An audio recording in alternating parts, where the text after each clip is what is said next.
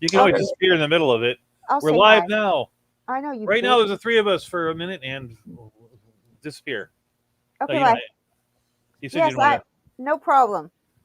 It's Monday night here at the Legend Network. It's me and Mitch. And if anybody out there wants to join us, send me a note. I'll try to ring you up and bring you in. But it's time to talk baseball. Anything real interesting going on, Mitch? Yeah. The guy, the closer, Barnes, apparently lost 2 of the 3 games on the weekend with blown saves. Am I reading that right? And he's been pretty doggone good all year long. He got a win in one of the games, but yeah, he did. There were two. One game was extra innings, and he came in with the tied, so it was a blown save, but it wasn't a save opportunity. Do you think he could be getting to the point where he's getting aghast, Douglas, where, he's done a good job all year long. I mean, he has. Yeah. I don't know. I remember hearing John Smoltz saying that being a relief pitcher was the toughest thing he ever did because you had to be ready to be 100% on at a drop of at a moment's notice every game that you show up at the place. Maybe they give you 2 games off a year where they say you're not going in today.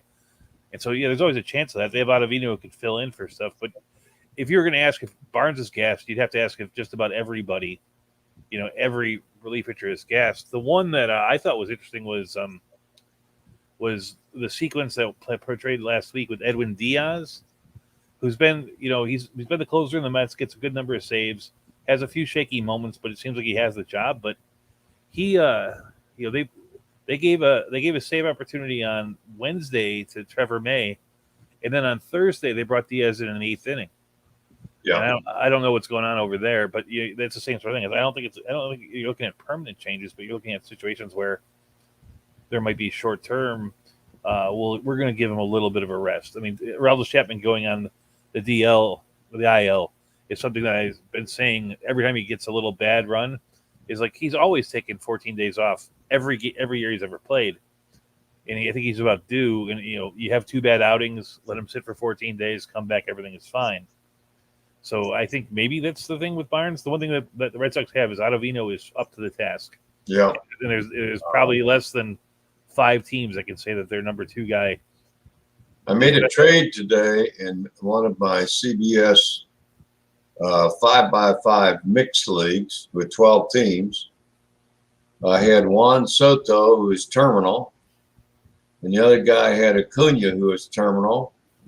So I traded Soto and John Means to the other guy for Acuna.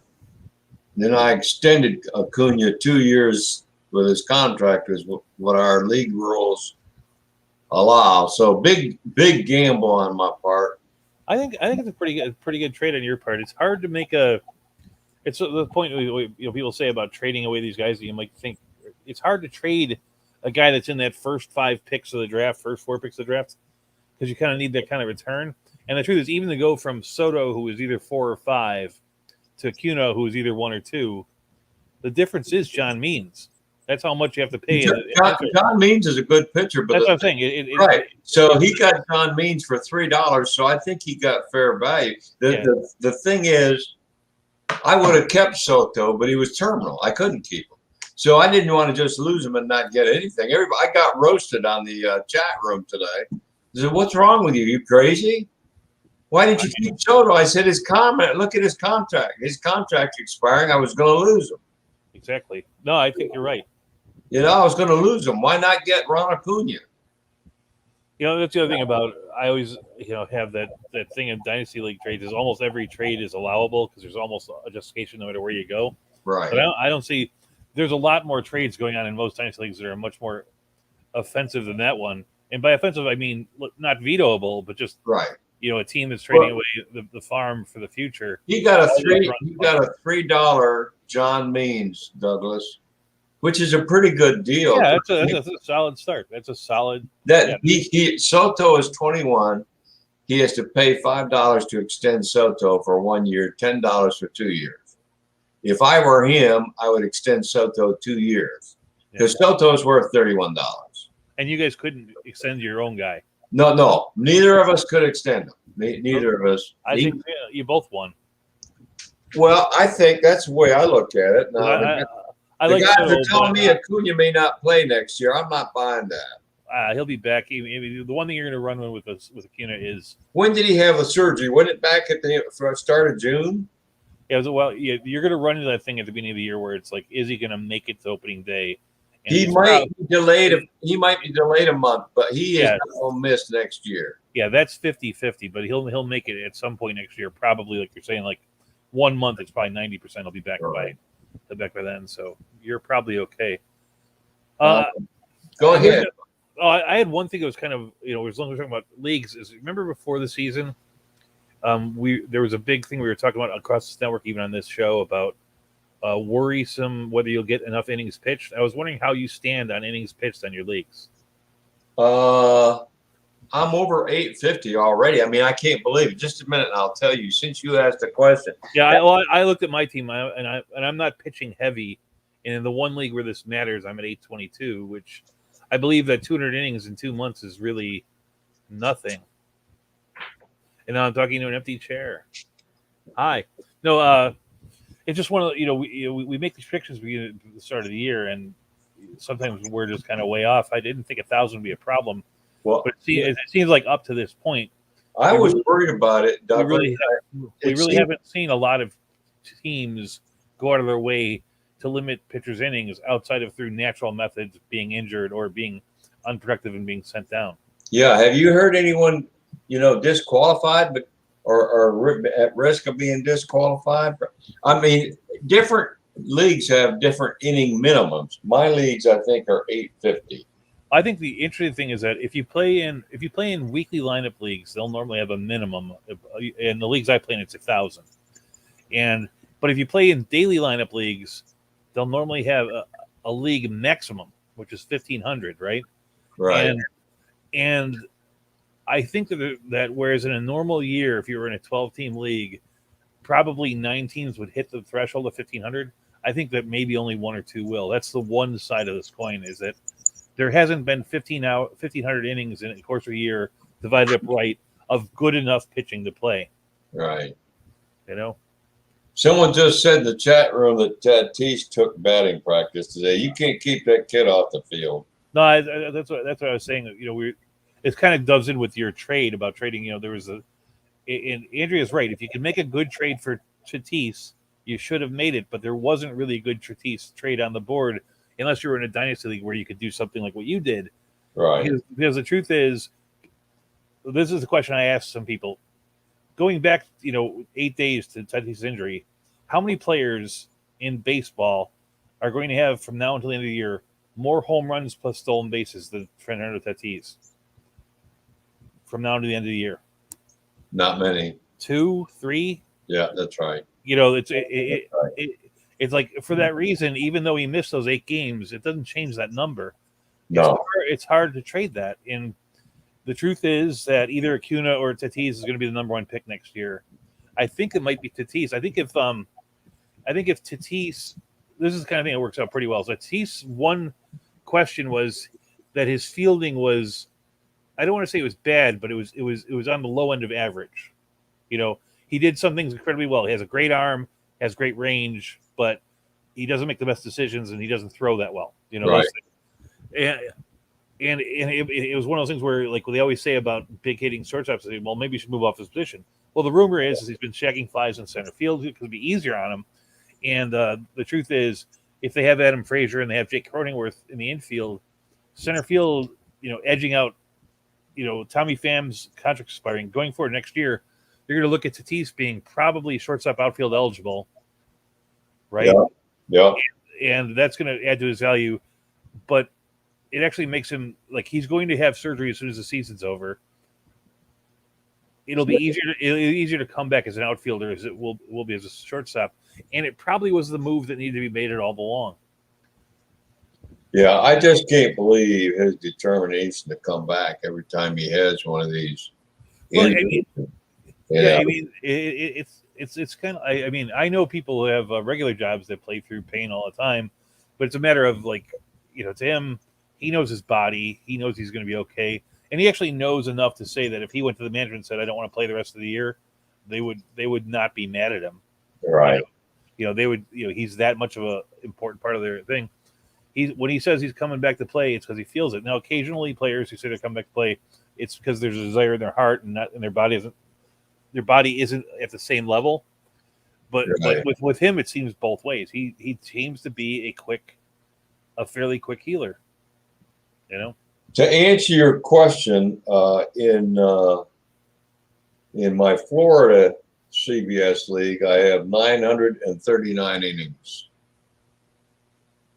Yeah, I mean the innings came pretty quickly. We haven't really seen the drop off. I've passed the 850 minimum.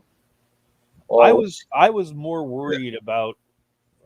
I knew that some of the really like the kid glove type of players, the very young pitchers, like Sixto Sanchez or Zach Gallen, or God, who's the guy on the Dustin May who got hurt? Right. Like I knew those guys would be limited at some level. I guess Trevor Rogers. That would be a problem if you had a whole rotation full of those guys. In my 15 team league, I have 874.2 innings.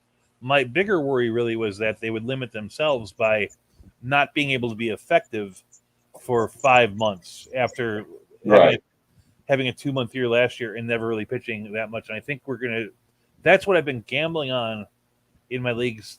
It's like I'm in a 15-team roto league where I'm in 4th place. Right. And I need to make up some room on the pitching side. And my belief is that a lot of these guys, the Corbin Burns, the Brandon Woodruffs, the guys that are young and have been really good, are not that they're going to fall off the cliff like I thought Luis Castillo might do, but they're going to be worse. And at the end of the year, finish up as whatever 3.75 ERA guys, which is still very good. But if you throw that in, if you look at it over the course of the year, that means that they're having a 4+ ERA in the second half of the season, right? Because they were 3.2 for the first part, right? Right. That's right. sort of thing. I actually made some acquisitions to really shore up my. I had a good fab week. Really. Who'd you pick up in fab? Week I targeted returning players, and I got 4 pickups this week, and I got I was able to swap out Cal Raleigh for Travis D'Arnaud, who's coming back this week, right? Yeah, I thought about getting him. I did think about getting him, but I had Yadier Molina. Molina's not horrible. I didn't really want to. No, he isn't that bad. Yeah. And Cal Raleigh's not horrible, but he hasn't particularly good. Right. I really drafted in this league, in this 30-round league. I drafted my first catcher in the 24th round, my second catcher in the 30th round. Right. So the fact that I've been able to work my way up throughout the players, and now I'm going to go into next week with Mitch Garver and Travis D'Arnaud, I feel really good about. Right. And then on the pitching side, there was a little bit of distraction because of somebody last week cut James Kaprelian, and so he was the high bid guy. Right. But I was able to pick up 3 pitchers that I wanted. I mean, admittedly, 2 of them aren't back yet, but I was able to get Daniel Lynch for 15, outbidding somebody 15 to 13 in 1,000. I was able to get Huascar Noah for 9, outbidding somebody 9 to 7. He's not coming back until the following week. Right. And then I was able to get Eliezer Hernandez, who's not going to be back until the following week, maybe the week after, for 3. And that one was on a tie bid. Well, Hernandez is not coming back this year, is he? He'll be back before too long. He's already pitching rehab and doing relatively well at it. Oh, okay. It's he's going to be back in there. That's one of my worries about some of the young Marlins pitching is that they do have a lot of people that are coming around, and that's the thing. So I thought he was out. I thought he had this. He pitched a good game. He came back and pitched one good game and went right back. And that's the real thing that makes me happy about this is that between Noah and Hernandez, the one thing that I'm actually behind on the most is strikeouts, and these guys are better than average strikeout guys. Yeah, that's right. I'm going to look up what I'm reading about Eliezer Hernandez. I'm looking that up right now. He says he's out until August 15th. Yeah, which isn't that long away. It's next. No. It's August 9th. He made a rehab start. This is saying he's coming back next week. Yeah, I would think that next week would be like the best possible scenario would be at the end of next week. Most likely it'll be at the beginning of the following week, but it's still around the corner. Wow. So I felt pretty good. Like my I should read you my staff in that league now. I'm like, wow, this is actually not too bad, even though there's a lot of red ink there because people are hurt. That's what I've been doing. I've been buying up cheap players, injured reserve players a little before. And if you listen to my show, that's what we talk about all the time is waiver wire and how to beat the waiver wire. Right. And that's one of the ways you do it. But and of course, when I decide, it has me logged out for some reason. My computer does that sometimes. I go, why is my team not coming up? Yeah. Let me tell you who I picked up this weekend. Yeah. Go ahead. I picked up Colome, believe it or not, who stinks, but I'm taking a shot on him. I like what Andrea said about it, and I can kind of buy into that. I think that Colome is going to lose that job at some point this year. Right, but I'll take him for the next 3 weeks or whatever. And the truth is that for the next couple of weeks, because he is going to be the man there. Whenever he's been the man, he's been at least okay. And I think Rogers is not going to be back in less than 3 to 4 weeks. That's what I'm saying. So that finger issue he's got, he's not going to bounce back in 2 weeks. I picked up Webb from the Giants, who's been absolutely outstanding. I'm surprised he's on the waiver wire. That was the two of the guys that in my recommendations for this week on the shallow side. Right. I said I don't know how Logan Webb and Daniel Lynch are still available. Yeah, well, one of my competitors scooped up Lynch away from me. Yeah. So I got Lynch yesterday in another league, and then my third guy I got was Anthony Santander, who apparently this got by me, Doug. Santander's hit over 300 since the All-Star break. There was a point. It got by me. I didn't know it. He had 3 hits yesterday, and that caught my attention. If you remember back a few weeks ago, right around the All-Star break, they're like people that we thought would be better in the second half, and we talked about different people. And I actually threw Anthony Santander's name out there saying that it's really a gut feeling. And then I was kind of calling that, but the truth is, last year, of the players that impressed me the most from the batting side, like showing me more than they had, right? The only guy ahead of Anthony Santander based on last year was Eliezer Hernandez. That was it. Right. And if you look at what Santander did last year, even though he missed like the last 3 or 4 weeks of the season, he still finished as like a top 110 outfielder. Yeah, he did. That's how much he was above the average. Now, admittedly, it's only a month, but I thought what we saw at Santander in the first half of the season was less than what I really expected from him, and I thought there'd be something more. Well, Malpal said that Malpal at the time said that he had not really recovered from the ankle injury, and he wasn't feeling right at the plate, but maybe he is now. I did see he hit a few home runs He hit 2 home runs last week, and I was like, yeah, it's about the time to make a move on Santander. So I agree with you, but I brought things before, but I'm also apologizing for saying. But some of these things, the thing about predictions is you can look at the numbers and you can go, it's very rare where you can go, I see this number looks like this, and this number looks like this, and this number looks like this. And so that means this guy is going to be good going forward. Yeah. The strength and the skill in what we do when we do it right is when we look at the numbers and then we take that other stuff, that kind of gut feel, that kind of experiential.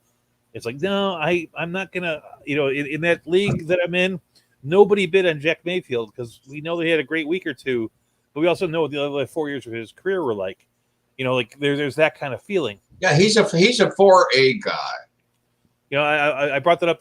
Somebody actually texted me a question. It's a pejorative term, but that's the category I put players in. Well, actually, I think he's actually a little bit better than that. I think that he's a big league ball player who's a reserve, who's primarily there for defense. Yeah. His bat won't kill you, but he was the kind of guy that you don't expect. Somebody asked me, who would I rather have, Jack Mayfield or who's the guy that plays shorts? Cal Farmer. It's like, well, I don't really believe in either of these guys. I hope that I'm not in a situation where I need to pick between these two.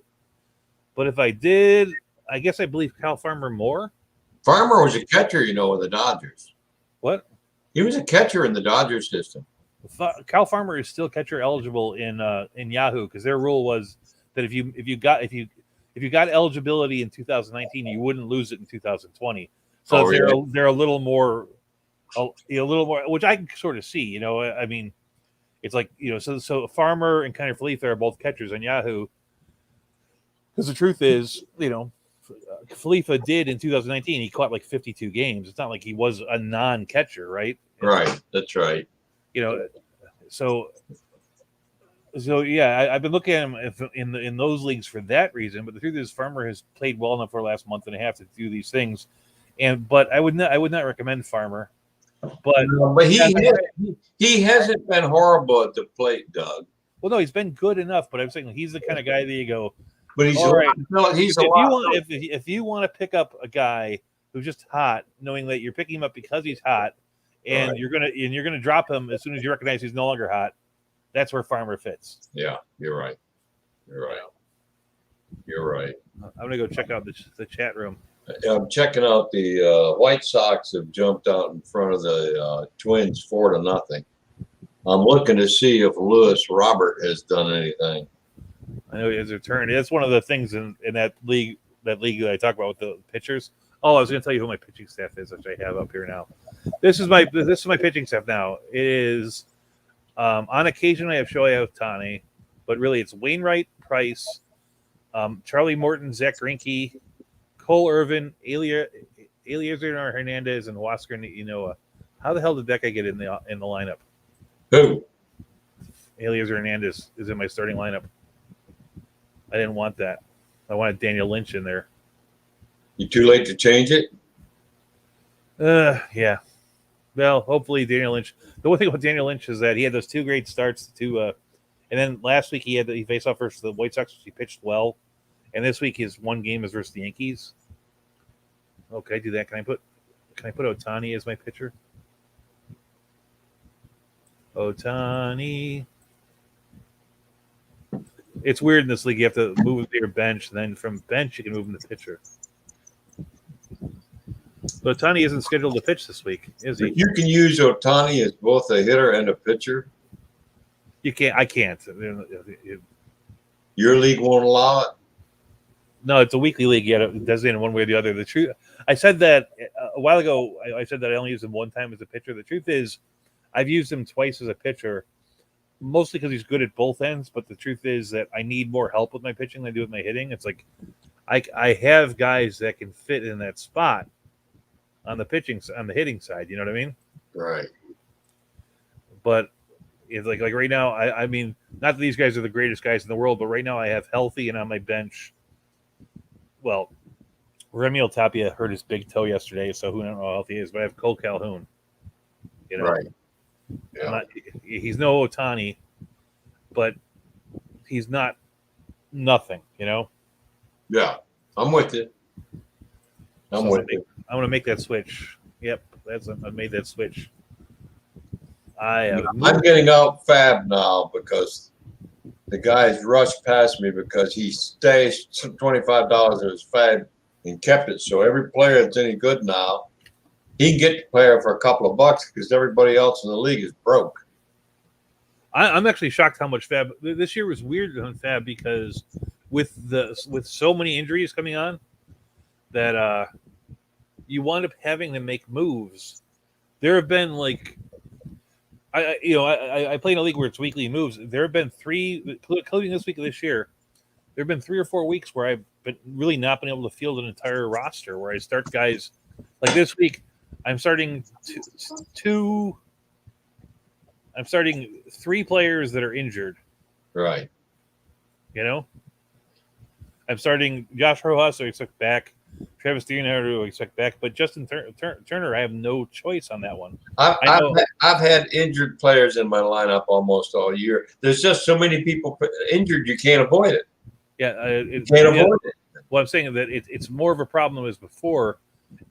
And in being that problem, that's the reason why you're spending more money at Fab, because I have not had a week where I go, oh, I don't have to participate in this. I'm okay. Yeah, right.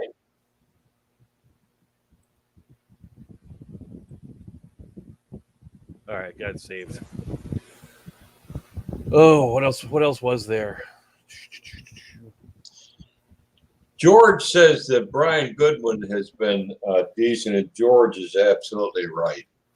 Brian Goodwin has been a help in AL only leagues. He's at that level. I don't think he's been good enough for the team, meaning the White Sox, good enough for AL only leagues. There's a certain threshold you have to cross. And Brian Goodwin, I'm in a league that has 450 players rostered, and I imagine Goodwin's been rostered for 2 or 3 weeks a year just out of desperation. Right. He's not a regular player in a mixed league anywhere. And there's a lot of those guys running around there. I'd much rather take a flyer on one of these guys that seems to be showing something, like a Lamont Wade or a Rafael Ortega, a Yadiel Hernandez, than on a Brian Goodwin, which that as best is just okay. Well, here, put this in your pipe and smoke it. Because I offered to trade for this guy last week, and the guy turned me down.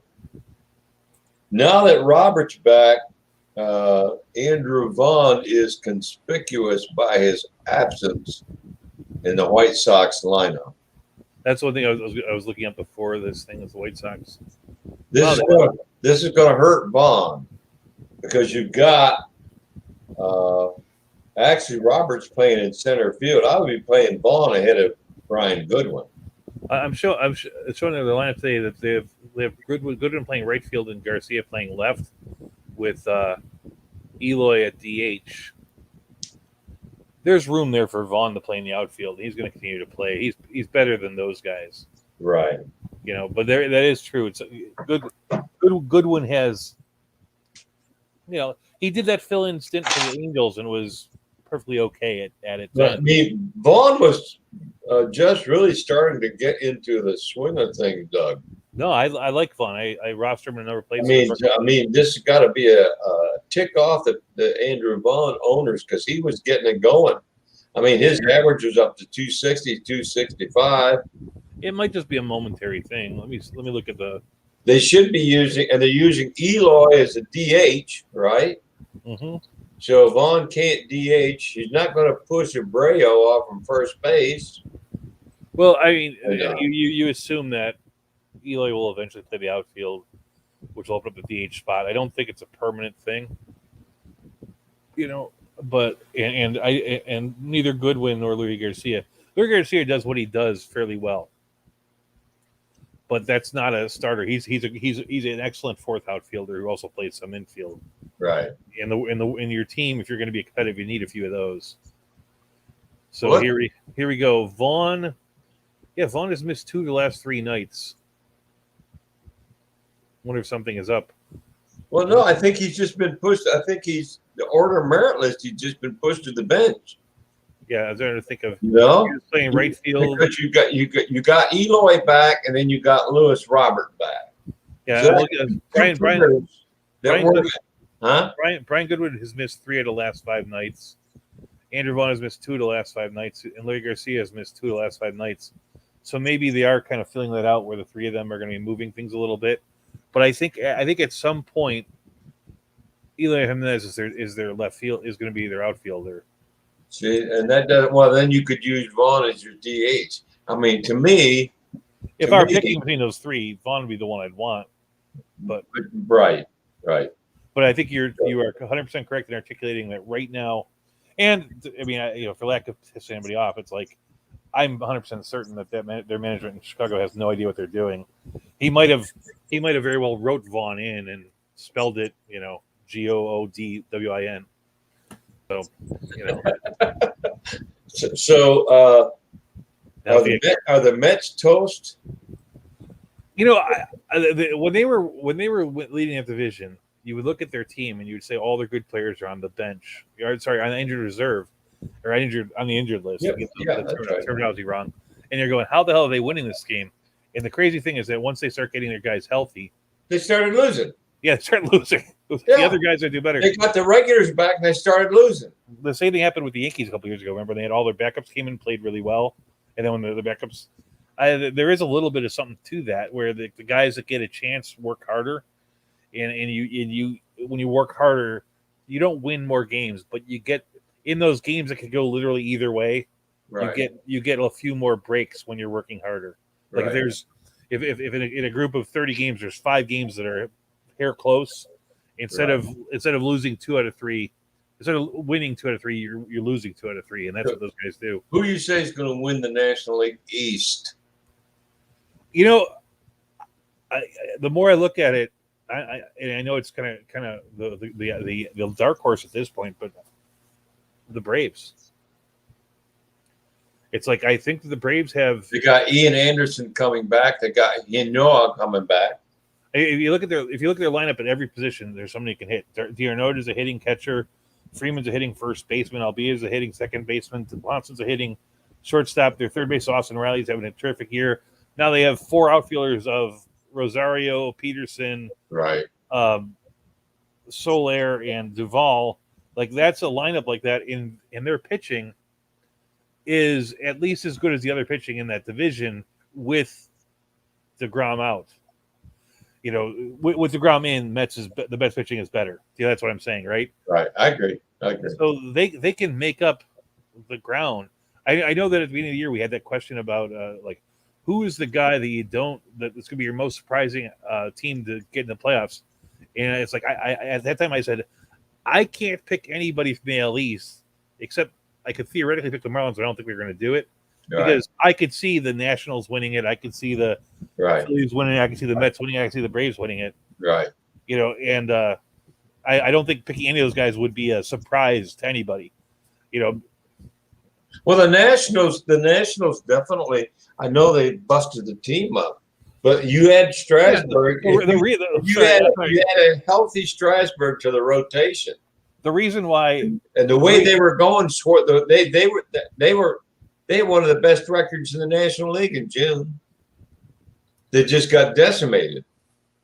I got Mel Pell in the chat room saying that I shouldn't trash talk LaRussa.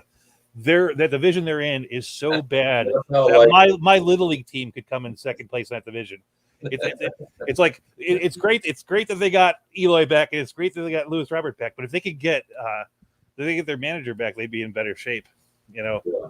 That is a weird thing. Like they do things that are perplexing, you know. And I've told you straight out things where he's dropped the ball on the rules of the game.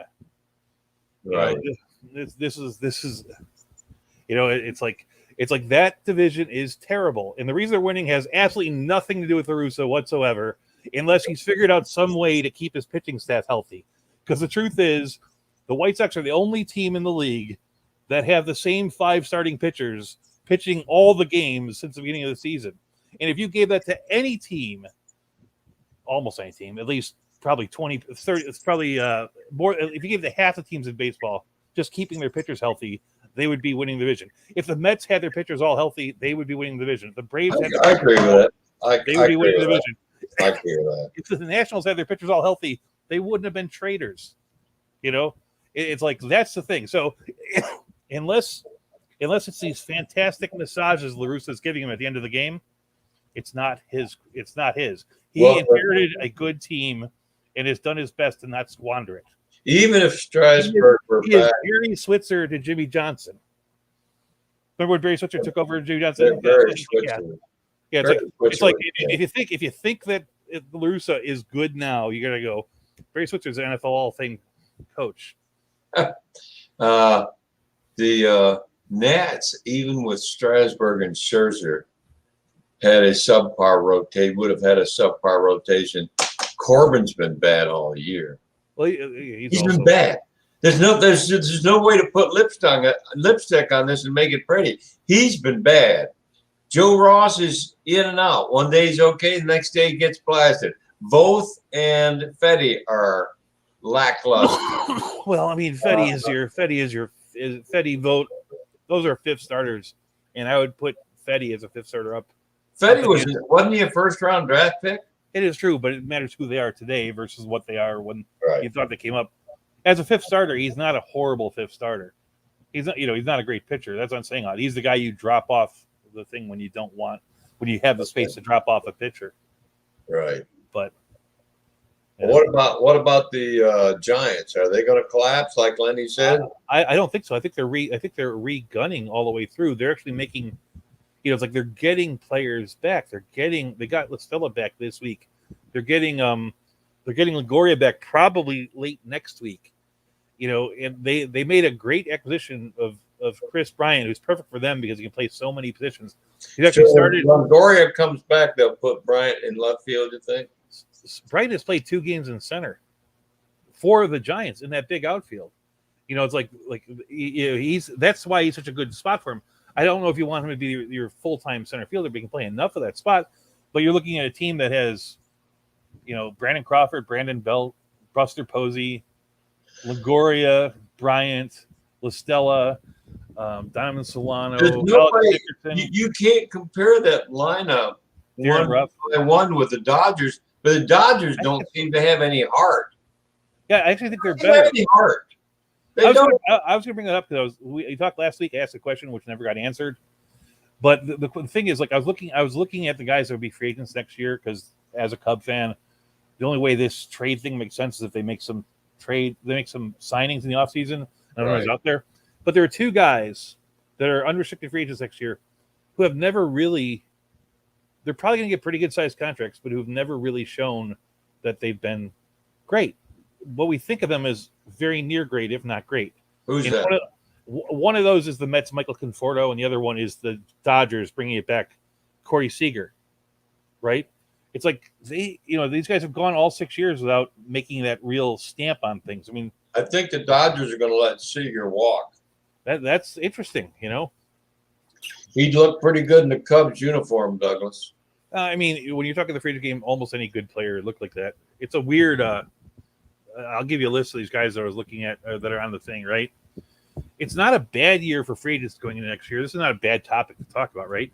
Like at shortstop next year, expiring contracts, unrestricted free agents next year. Admittedly, one of these guys played second base this year. You have Marcus Semien, Trevor Story, Corey Seager, Brandon Crawford, Carlos Correa, and Javi Baez. Oh my goodness! Oh my goodness! See, that's a glut. That's a glut on the market that could suppress the value of what they get paid. Where it's a fairly weak market in the outfield for Michael Conforto, who's probably the best of the bunch. The big names going on the market next year are, unless you put Chris Bryant in it, which you might do that. Well, he's a free agent. Yeah, you could do that. But would you say he's an outfielder? You could do that. That's what I'm saying. He's definitely a free agent. Right. Or Brandon Belt's another one. He sometimes plays outfield. But Michael Conforto is the biggest name. He's going up against Avisail Garcia, Tommy Pham, and Eddie Rosario. The outfield's weak by comparison. But yeah, it's like who would you want on your team out of Semien, Story, Seager, Crawford, Carlos Correa, or Javi Baez? I ask this because Javi Baez is my favorite player. I think I want 2 of those guys more than him. Definitely one. I think I'd take Semien over him. I think I'd take Carlos Correa over him.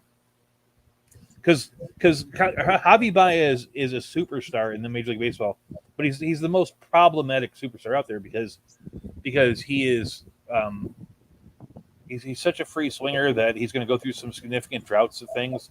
And the other part is that when he plays the game, he plays it in his head, and most of the time it's fun and it wins, but sometimes it's kind of off, and you're in another world. Sometimes he has what we call in the military. He's in rectal defilade. Electrodefilade? You know what rectal defilade is? Oh, rectal. I know. Rectal defilade is when your head's up your ass. So, who you want Semien? Of those 6, you'd want Semien on your team the most. I think that for the money and for as good as they are, I want Correa the most. Yeah. And then Corey Seager would be low for me because of his injury history. Yeah, that's exactly it. That's a problem with Corey Seager. He does have an injury history. Semien's almost never hurt. When's the last time Semien went on the injured list? Yeah, it has been a while. He actually, when he was with the A's, I think he misses some games now, but it's mostly rest stuff. But when he came up with the A's, when he was always among the leaders in games played. Not just not being hurt, but not even taking days off. He's now up to taking like the normal days off you expect of a 30-year-old. But in those days, he would play shortstop 157 games. You know what I mean? Who are your free agent starting pitchers next year? Do you have them? I have all. There are other ones because there's a lot of them, but these are the ones that were making $15 million or more going into this year. There's only 7 of them, but it's a pretty nice list. You have Zach Greinke, Justin Verlander, Clayton Kershaw, Max Scherzer, Kevin Gausman, Marcus Stroman, and Charlie Morton. Now, admittedly, it's really not that much because a lot of these are old timers, man. Most of these big guys. I mean, Greinke's been around forever and a day. well, I mean, that's the beauty of it is that these, with the exception of maybe Kershaw, Right. maybe Stroman, these guys probably aren't expecting a long-term deal. You're looking at 1 or 2 years tops. I don't think Zach Greinke is going to go somewhere going, I want 5 years, $105 million. You know, Right. He'll be happy enough. Like, admittedly, he's the highest paid of the bunch this year at $35 million. Right. I'm sure he's going to be taking less, but he would probably take a 2-year, $42 million deal or something like that. You know, Justin Verlander is the interesting one because he's coming back from the. Malpal says Simeon played 162 games in 2019.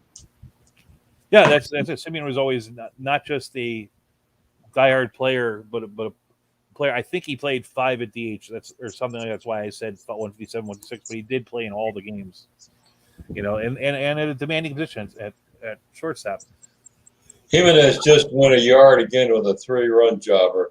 Well, now I feel good about having him. So, I in the pre-show before the game, I mentioned how I did not have Eliezer Hernandez in my lineup for his 2-run game yesterday because when he got activated, I had a crunch. I have this crunch on that one team where I have those all these shortstops and no place to put them all. Right. So I had to cut somebody to activate Eliezer Hernandez, and who I actually cut was DJ LeMahieu. Yeah, he isn't. Well, I get that. The thing about DJ LeMahieu is I think DJ LeMahieu is having a pretty good year, and I only cut him in this one league, and I own him in all the other leagues I'm in. Right. Is that the one thing that's nice about DJ LeMahieu is that if you look at his overalls for the year, he's in the top 100 players for the year, which and near the bottom, like number 83, number 88, depending on what state you're on, and whether you're 6x6 or 5x5. But the nice thing about him is that in every league that I'm in, he qualifies at first base, second base, third base. So throughout the year, well, that has value to be fair. No, like this year in that big league when Justin Turner is day to day, right? I move him to third base, and then that moves Brandon Belt to first base from corner infield or whatever. Right. So from corner infield from utility, and allows me to put somebody else at utility. That flexibility, and so I actually almost instantaneously regretted it. I think I should have cut Corey Seager instead of David LeMahieu, but it's come see, comes out 6 of one, half dozen the other.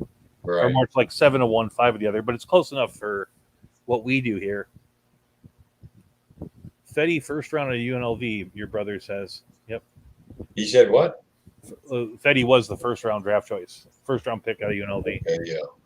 But those are some interesting pitchers. But they're like Max Scherzer. What do you get? Maybe Scherzer might go 3 years. You know, like Scherzer will get a contract, and it wouldn't shock me if he comes back to the Nationals. That's what everyone keeps saying, but in my head, it's like I've heard. I sometimes interact with a podcast called Wrigleyville Nation, which is just a Cubs podcast.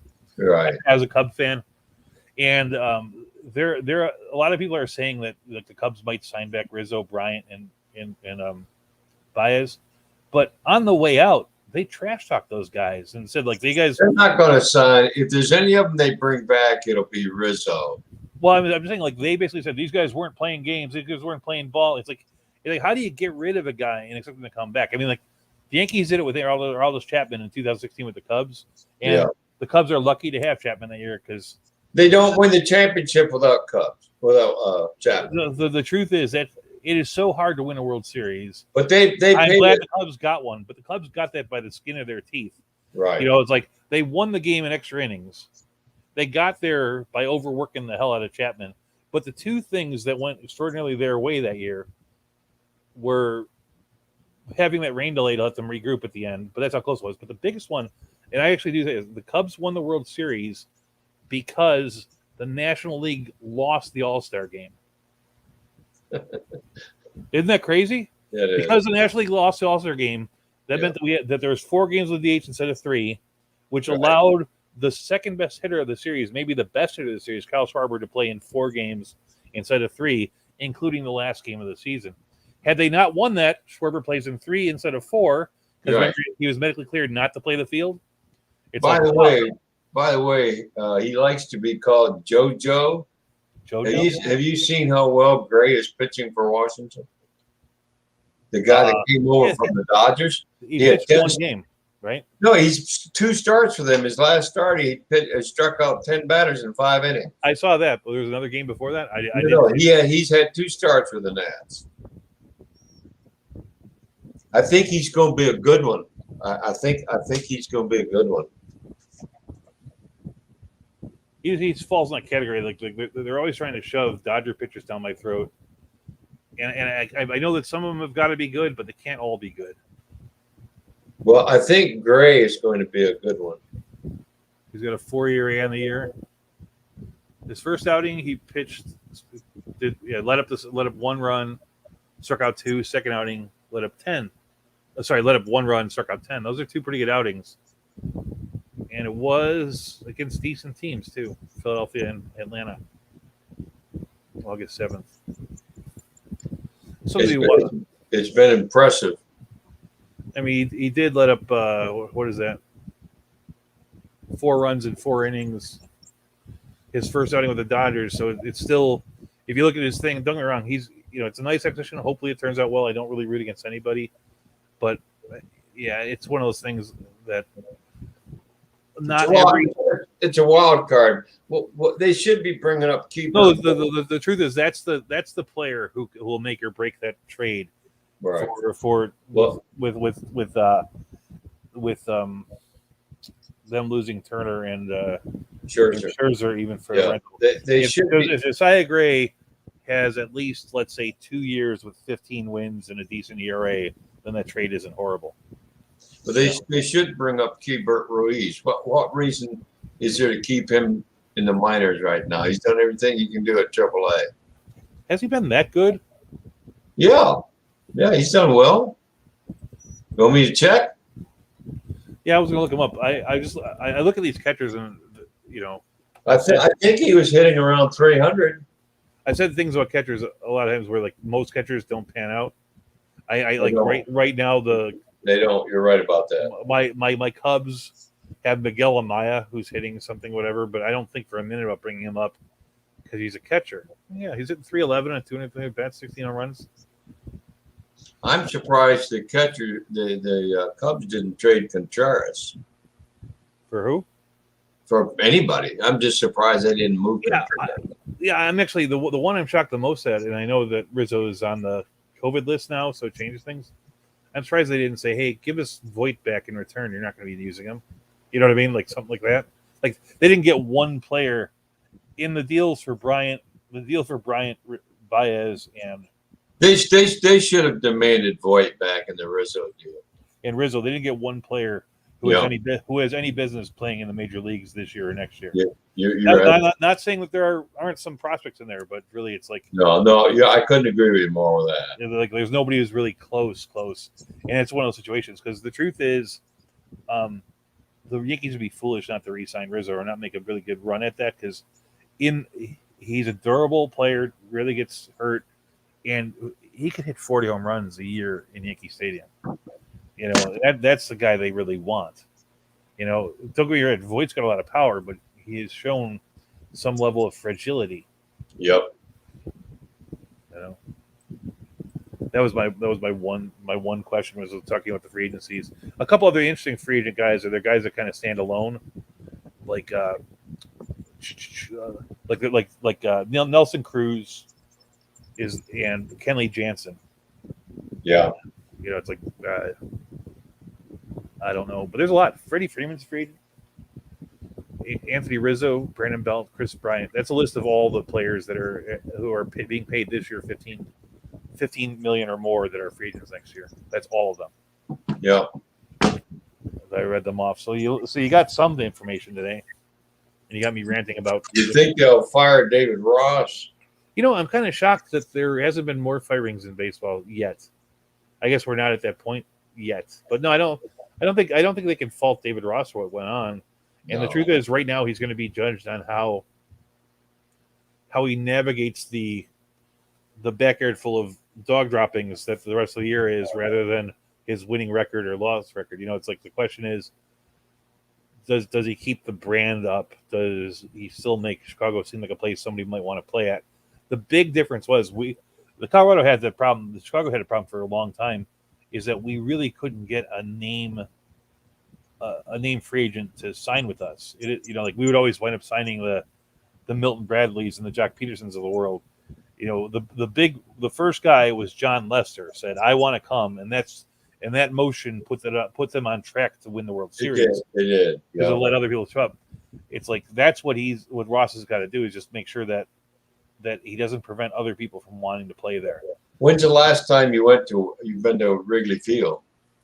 Actually, it's been a while. I'm trying to remember. You wouldn't believe all the development around there. Oh, I know that. You wouldn't believe it. When I say it's been a while, I think it was like, well, I guess now it's 2021. It's almost getting too nice, Doug. It's almost becoming like Las Vegas Boulevard. Yeah, when I was fancy glass, 10-story buildings. No, I want a bunch of dives around Wrigley Field. When I was a kid, expensive retail and all that bullshit. When I was a kid, it was like we would walk from our neighborhood through parts of. I lived 2 miles from Wrigley Field, 1 mile up Montrose, 1 mile up Clark. It was a walking distance thing, and it was you walked like through. You went to the wrong side of the tracks, walked through Uptown, hit Clark, walked north on Clark. Clark was fine because you literally would walk the length of a cemetery to get to Wrigley Field. When the cemetery ended, you're only 2 blocks from Wrigley Field, and it was kind of dumpy. Across the street were like dumpy bars, there's the Cubby Bear, which at night was a punk club. I saw not like the Cubby Bear. The Cubby Bear is still there. Well, yeah, but it's more foofy now. But back then it would be like that's the place where like Verboten and the Violent Femmes and Tutu and the Pirates would play. Naked Ray Gun. I went to school with Naked Ray Gun guys. I went to school with guys from what was it? What's it? The guys that did Haunted Town. But anyway, that was they were so pressed. Like Cubby Bear could make money during Cub games that they would actually rent the place out at night to be a kind of a punk club. Right. Matter of fact, I went to see Verboten play, which is a bunch of young kids, and the lead singer, they were like high school age. The lead singer was 16. Her name was Tracy something or other, but she was the lead singer of the Foo Fighters' cousin. And so at that one show that they played at Cubby Bear, which I was at, what's that guy's name? Steve. Well, anyway, he was there. So I was at a concert with the lead singer of the Foo Fighters, the guy from Nirvana, whatever his name is, because he was there to see his cousin. I learned that when they were talking about the thing. But it was a divey place. And then if you went south of Wrigley Field, then you went to a spot that nobody wanted to go to because that was where what was called Newtown, but that was where the gay people lived. Halstead. So it was a neighborhood. It was perfectly fine. It's still there. It's what I call home, but I know that it's a thing. It's like I went to my 25-year grammar school reunion. We went to school K through 8, and one of my friends, Tim Tug, who's passed away, his mother and my mother were nurses together, and his mother owned a house, a little dumpy little house that they put 3 kids into, even though there's only 2 bedrooms. And I remember going there and saying, "How's your mom doing?" It's like, well, we're a little worried about her there, but we only sold the house for $750,000. They sold this like 2-bedroom, 5-room little house because of the lot was 2 blocks from Wells Park, and it's in a neighborhood that everyone wants to go to. In this, the school that where all the street gang members came from, which I won't even mention the name, which was 2 blocks from the Catholic school I went to. That school is now like a Chicago school of excellence. Oh, really? Because the neighborhood is completely shifted. Yeah. Like I said, they've got a bunch of condos. There's a bunch of people living around Wrigley Field right now. Yeah. No, that's new, and they're putting in a sports book for them. Yeah, that's going to be a big deal. They're putting a sports book in the stadium. They have a proposition in front of them to build a sports book against the stadium on the front side. I don't like all this gambling with baseball. I'm not crazy about it. I'm not crazy about it either, but the truth is, growing up with sports and growing up with gambling, there's nothing you can do to keep them from being intertwined. They're doing it anyway. Yeah, that's what I'm saying. I don't have a problem with it. Is kind of funny. You watch MLB.com now, and every I don't know 6 minutes on the bottom scroll will say, if you know somebody with a gambling problem, call this. It's offensive. You're promoting gambling 24 hours a day, you hypocrites, and then you put on there you have a gambling problem. Yeah, I do, because you keep showing me all the odds. Well, no, they have to do all the games to protect themselves. It's like the only way that you can advertise gambling is if you actually promote gambling. See, they are promoting gambling by showing the over/under and by showing all it. To me, that's promoting gambling. I even looked at it. Well, I'm saying if you promote, what's the total number of runs going to be scored in the game? If people bet on anything. And the truth is, if I don't have some skin in the hunt on a game, if it's not a team that I'm invested in, right, I don't really care about the game. Now, one of the great things about fantasy baseball is it gives me skin in the hunt in a lot of games. That's the best part of fantasy baseball. It's like your interest of before fantasy baseball, I'd follow the Dodgers or follow one team, and that was it. Didn't give a rip about the rest of them. I put it's like I'll watch. I have Trevor Story, so I'll watch a Rockies game. Right. I have strange Byron Buxton, so I watch a Twins game. But that's the thing you do. And the truth is, that's what gamblers are doing. We're just doing it at what I consider it. One, I don't really consider fantasy baseball or gambling or football because normally you're not doing it for the payouts. It's like even your biggest payouts are like $500 or whatever. But the truth is, you're paying like $50 for 25 weeks of entertainment, which is really $2 a week. Yeah, that's right. And you might win some money at the end. It's like going to a bingo thing, which I guess it's gambling, but you're going there to have fun, sit with your friends or whatever. But so that the other part about it is, and that's basically it, is that there is skill to this over time. There's no matter how much people say they can pick one game, they're lying. Right. But we can do things that we can say that we can put ourselves in positions with our teams to be on the better hand of the odds of doing well over a course of time, 25 games. That's one of the things that's great about baseball is the time kind of pulls it through.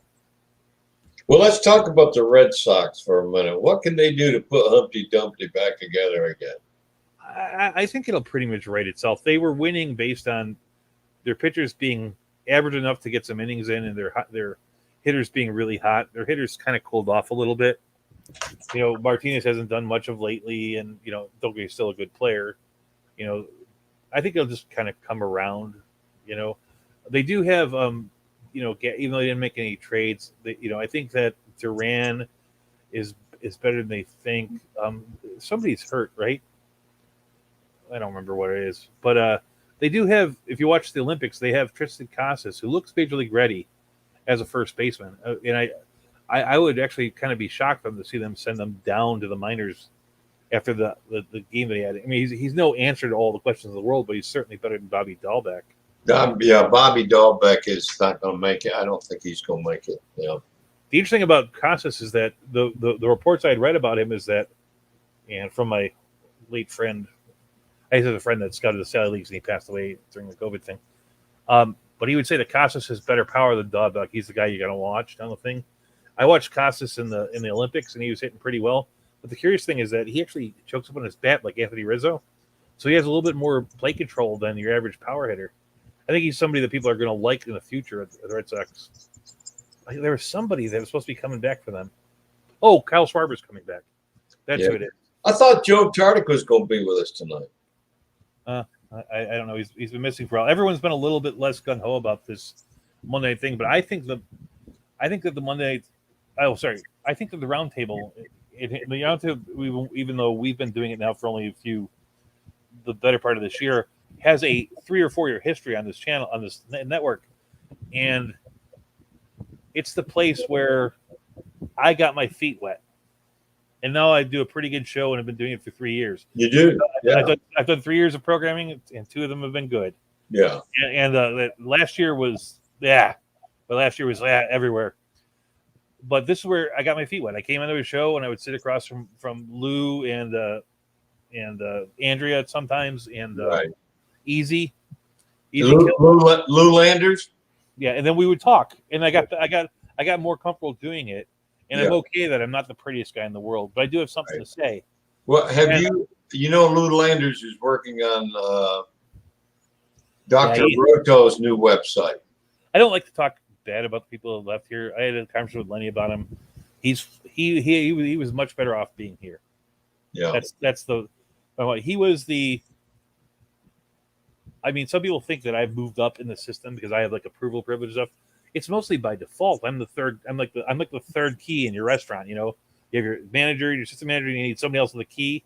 I'm Right. that guy. But Lou Landers held that spot for a long time, and for what it's worth, I'm not saying broadcasting talent wise, but broadcasting publication wise and volume wise, he was so much better than I'll ever be. Yeah. You know, it's like he had something going here. He was the, you know, he was the heir apparent to. Well, he's gone to work for Mark Bloom, if you know who Mark Bloom is. Yeah, Dr. Roto. I don't like. I generally. There was something that Lenny said about credibility, right? Yeah. It's like you got to be credible to be, authentic. That's why one of the first things I say to people is like, don't. When somebody comes on the air with me, I say, don't try to make up something if you don't know. Just say you don't know it. You know, don't be more than you are. You know, admit it to when you make a mistake. It's like the nature of the way that DFS advertising ransacked fantasy baseball is that any programming that has a DFS content has automatic loss of credibility. And so he's moving to his site where they do mostly DFS content. I don't have any interest in doing that. I'm just not a big fan of DFS. I never have been. Well, I object to the F part of DFS. It has nothing to do with fantasy basebal.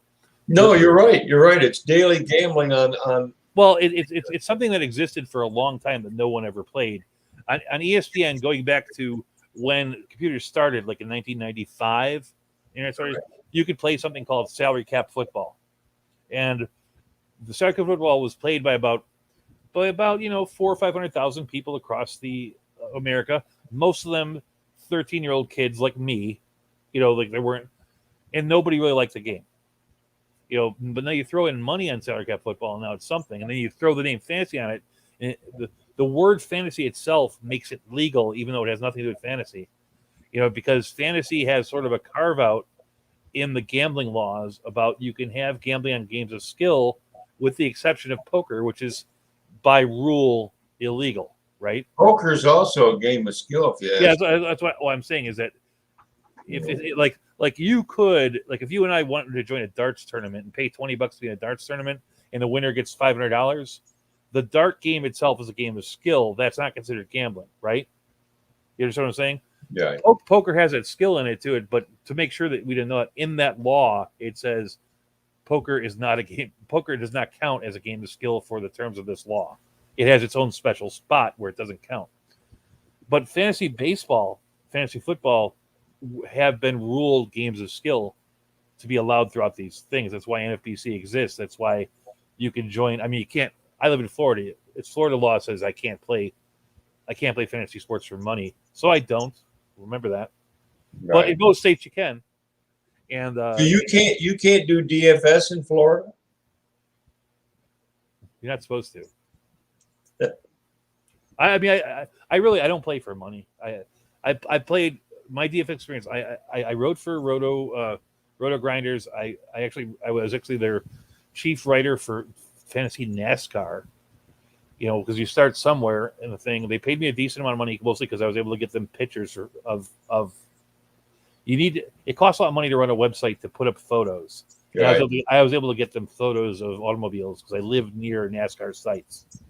Anyway, when I started with DraftKings, they had this deal where if you played a certain number of games, they would give you $100 back.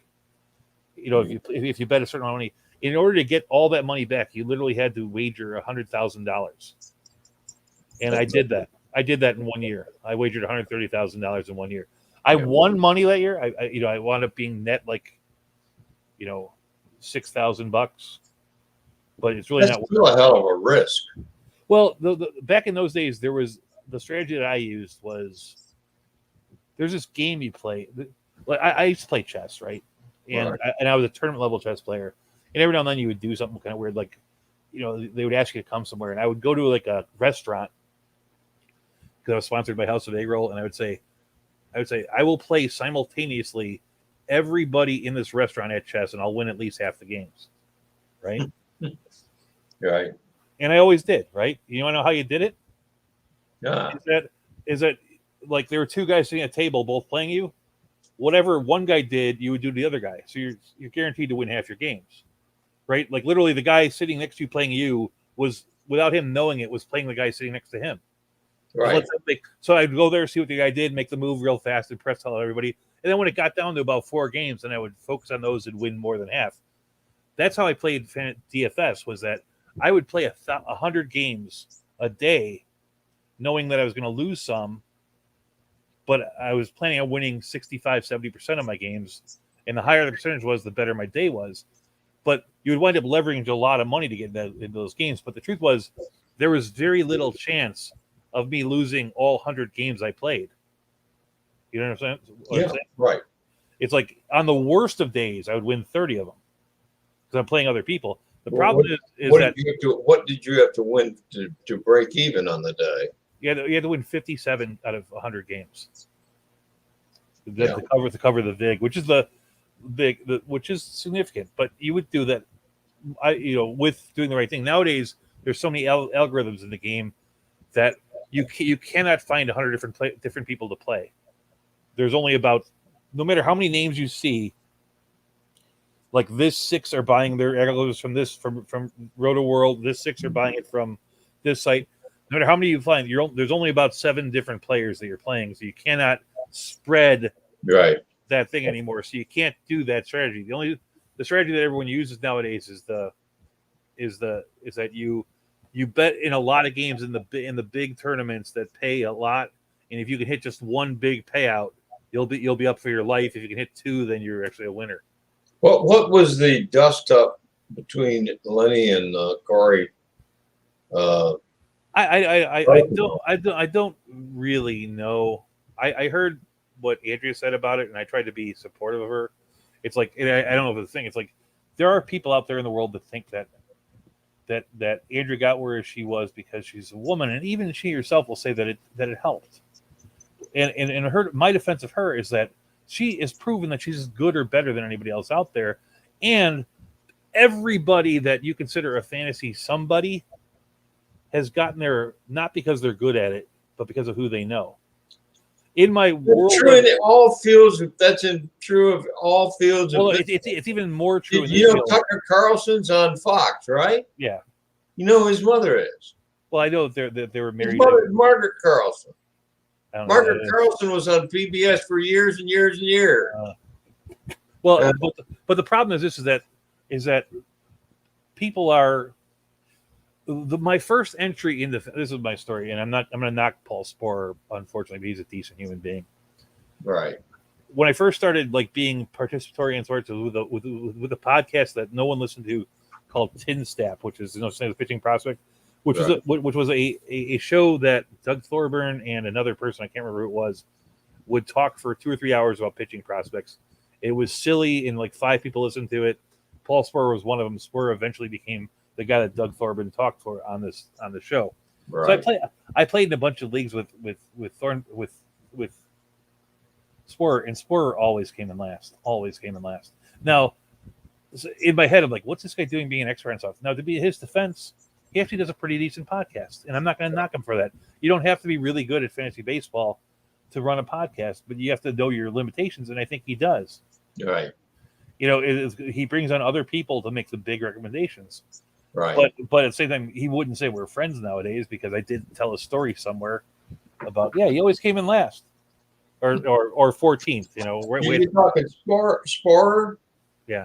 Paul Sporer. Yeah. But anyway, that was, the thing. It's like most of these people on here, the thing. And so when it comes to something like Tout Wars, Lenny Melnick starts this site about, I've been here 3 years. It's about 3 years before I got here. It started, right? And so if Lenny Melnick Fantasy Sports wants to send a representative from Lenny Melnick Sports to Tout Wars, there's nothing wrong with that. And Andrew's a great representative of that. And other sites do that. It's like Rasball, who I don't like, doesn't send Gray whatever Albright to everything. They send a Rudy, representative. Rudy Gamble, don't they send Rudy Gamble? Yeah, they send different people to different things because you can't be everywhere. And so whoever had a problem with Andrea being the representative of Lenny is really just trying to pick a fight. And I think that actually that's how it sort of ended, is the gentleman that they were talking about. Oh, Andrea put it up here. The gentleman, she put up the list of things that I think that she said that the guy, Corey Parson, made it is sort of, and this is the truth about a lot of things. Like one of the things I say regularly about fantasy sports and sports in general is that people are happier when they're angry. People Right. people want to go, oh my God, I can't believe he said this word, or oh my God, I can't believe they're moving the All-Star game, or oh my God, I can't believe that they're making him take tests. Or, but the truth is, baseball is stronger when people are passionate about it. So I think that they egg people on purpose. You're right. You know, and so I think that that's what Corey was. Corey was just picking a fight. I don't know this guy from Adam. Never heard of him. Most of the guys on the tout, I have absolutely no idea who they are. You know, I know the list of people that I have respect for in the fantasy world is probably about 5 people. One of them is Lenny Melnick. That's why I'm here. You know, You're right. and there are people I sort of know, but the truth is, the early people that did Tout Wars, the early people that did all these big things, like Steve Gardner, I have respect for. He's the guy that runs that thing. The early people were the early people playing it, and it was like something other. But that group has sort of stepped aside, and they've turned it over to a different group. And that group, every single member of that group, Mitch, I'd rather listen to you than them. Wow. That second tier. It's like, yeah, they just turned it over. So if Lenny turns over this to somebody who literally has his ear every morning, every night of the year, Right. should be absolutely no problem whatsoever. So that's where I take it. Like I think I think the guy created a tiff just to have a tiff. Though, if you want to read more into it, Andrea put up the link to the Reddit page. Yeah, I just went. The Reddit page is ugly. I just clicked on the link, and it's been downright nasty. And no ifs, ands, or buts about it. It really is, because there appears to be, to me, a fair amount of what's goodwill among fantasy people. That's just a perception I have. You're just in a you're in a pretty good spot with Lenny. Most of the fantasy world is a bunch of a-holes. Oh, really? Yeah, they literally would push you off a cliff if it furthered their world. I can believe that. This is a community. You know, I guess there are a couple of communities out there, like Raswell. Even I don't like them. They have a Raswell community where they support each other, and I'll give them credits for that. But most of it is like whatever. There's only X number of there's only so much air in the fantasy world, and it's not a lot, and everybody is fighting dog eat dog for it. You know, very few people in this world are going to help each other out. I like the people who are nice people. That's why I like Lenny Melnick. That's why I like Tim McLeod. Right. I don't know Steve Gardner, but I said I respected him. The gentleman who was a scout that passed away was a good guy. Yeah. Kershaw is now on the 60-day IL. Kershaw's not going to pitch again this year. I got kind of messed up in that. I drafted all those injured guys in that messed up. Kershaw is not, and I think the Dodgers knew that when they got Scherzer. I think that they said that. And then they signed Danny Duffy. And Cole Hamels. Cole Hamels. Yeah, they're hitting the panic button. Where did you see Kershaw's out for? Ed Heckman posted a thing, but I did read that he was. He said that he was trying to push to get back too fast, and he probably wasn't going to come back until the end of August, September. And that was something people should be. If he's on the 60-day DL, he's not coming back. Well, he can come back. No, that allows him to come back before the season ends and for the playoffs if they make it. If they backdate it, how long has he been on there? He's been on there for about 2 weeks, right? 3 weeks. Yeah. Wow. So, What a season. What a season. It's just been incredible. It's been a pretty good year. I don't know if it's because this year has been so good, but last year was so bad. It's such a jump from last year that it kind of stands out as being a fun year to watch. Though, admittedly, there have been parts of it that have really been horrible. The injuries have really stunk.